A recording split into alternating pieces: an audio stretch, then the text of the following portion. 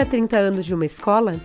30 anos transformando famílias, comunidades inteiras por meio do aprendizado, da educação, do acolhimento, do carinho passado de geração para geração. E como é que é colocar a tua filha na mesma escola que tu estudou? É muito bom. Fazia tempo que eu não via aqui, eu olhei assim, nossa, passou uma história ali, né? Muito incrível. Porque a escola também foi muito bom para mim, vai ser para ela também. Um bom ensinamento e tudo, então tanto que eu coloquei meus pequenos também aqui, né?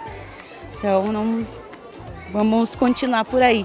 Ver os estudantes com toda essa felicidade, ex-estudantes nos mandando mensagens de agradecimento, parabenizando por toda essa história que, enfim, é muito além de uma escola, é um acolhimento, é uma união, é uma extensão de uma grande família. Professoras parecem ser mãe dos alunos também, eles acolhem os alunos de uma forma diferente, por isso que, por ser uma região de muita dificuldade, né? Então esse acolhimento da direção, o acolhimento das professoras com os alunos, isso engrandece muito a escola, né? A Escola Municipal Dolaimes Estede Eliângeli, o CAIC de Caxias do Sul, Centro de Atenção Integral à Criança e ao Adolescente, foi a primeira a oferecer turno integral na cidade, lá em 1996, quando a escola foi criada. Fica localizada na zona norte do município. CAIC, assim, é a minha escola do coração. Sou muito grata ao CAIC, a toda a comunidade. Eu tenho muitos amigos, tenho muitos alunos bem-sucedidos hoje na vida, inclusive professoras. Tenho até uma professora que é de artes hoje, que eu sou prof de artes. E ela é prof de artes, segundo ela, porque eu influenciei. Tu gosta da escola? Gosto. O que é legal na escola? Estudar.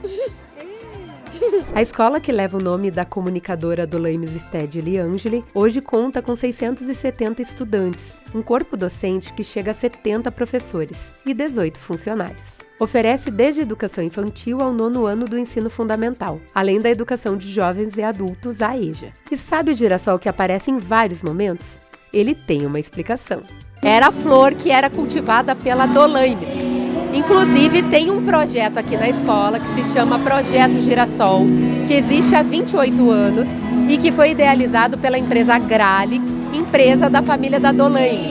Esse projeto trabalha a educação, arte, esporte e fortalece todas as crianças que são girassóis e que crescem por aqui. O meu pai, José Ângeli, acabou criando um projeto através da Grale, Projeto Girassol.